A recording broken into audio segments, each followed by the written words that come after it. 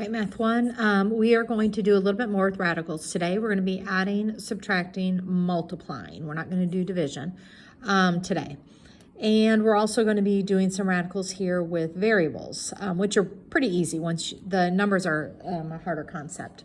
So we're going to start off the same way as what we did last time. If you can simplify down a radical, do it. You cannot add or subtract radicals unless what's underneath, it's called your radicand, unless the radicand is the same, and they also have to have the same index, which is your square root, which they all will. We're just doing square roots. But I cannot add these together to get a 25. You have to have the 5 underneath and a 5 underneath. So you're going to break the 20 down in the same way we did on the previous lesson. Whoops. So you're going to do it 4 times 5. All right, so the square root of 20 is actually 2 square root of 5. And we have 3 square root of 5. All right, now that we have the same radicand underneath, you will simply... It's almost like adding a 2x and a 3x. It's kind of the same concept. So if you have 2 square roots of 5 and you're adding 3 square roots of 5 to it, you just really have 5 square root of 5s. All right, do not add the 5 and the 5 to get 10. You don't have any square root of 10s here. You have 5 square roots of 5s. All right, when multiplying, you have a couple of different options here again. You can go ahead and multiply them together. Take 2 times 6. You can always multiply. And you're going to get a 12, and then you can simplify the 12 into 4 times 3, all right, which then becomes 2 square root of 3. So there's your finished answer. There's one way. The other way you can do it is put it all underneath 1, and I'm going to leave the 2 as a 2. I'm going to break the 6 down into 2 times 3, and here we go again with our pairs. Remember, if we have a pair underneath the square root, it comes outside, so those will come out as a 2, and you're left with the square root of 3. All right, so there's that option as well. You can do it either way. So I kind of flip-flop back and forth. If I were doing this, I would have multiplied to get the 12. If these were bigger numbers, then I just kind of start breaking them down like this and find my pairs.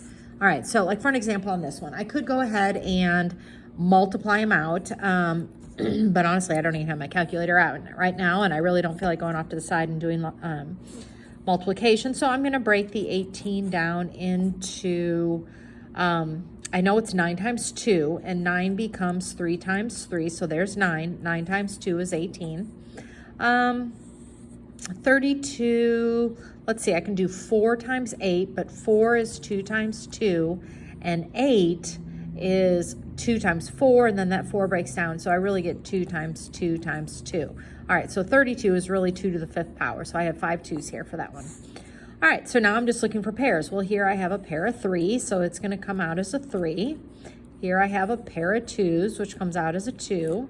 All right, then I'm going to have another pair of 2s, which comes out as a 2. And I have another pair of 2s, which comes out as a 2. And look at, I don't have anything left underneath, so I really just have 3 times 2 times 2 times 2, which simply is, and it doesn't matter, you can take 2 times 2 times 2, which is 8. 8 times 3 is 24. Or you can take 3 times 2 is 6. 6 times 2 is 12. 12 times 2 is 24. Either way, if I had multiplied these out, I would have gotten a perfect number, so whatever 12 squared is. 24 squared, sorry. All right, subtraction is very similar to addition. I cannot subtract these until I get what's underneath the radical the same. So I need to break the 12 down, and 12 is going to be 4 times 3. Square root of 4 is 2. All right, I need to break down the 27, and it is 9 times 3. The square root of 9 is 3, so I get 3 square root of 3. Now that you have it, again, it's very similar to this one. Treat them as x's. What's a 2x minus 3x? Or 2 square root of 3 minus 3 square root of 3 is negative 1 square root of 3.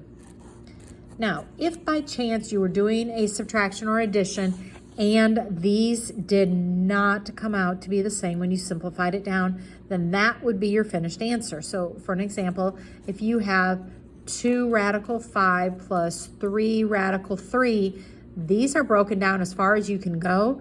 They're not the same. That would be a finished answer. Okay, it's not to this one, but that would be a finished answer, and that's what you'd write. Okay, coming down to variables here. So you're going to break the numbers down just like you normally would. So the 200 I'm going to make become a 100 times 2. All right, so that's going to become a 10. I'm going to leave a little space, square root of 2. All right, so I dealt with the 200. Now coming to do with your variables, all right? Remember there's a little 2 right here. Here's how I do this. How many times does 2 divide into this 2 evenly? Well, 2 divided by 2 is 1. So it comes out with a 1x. All right, none remaining, so I can't put anything here.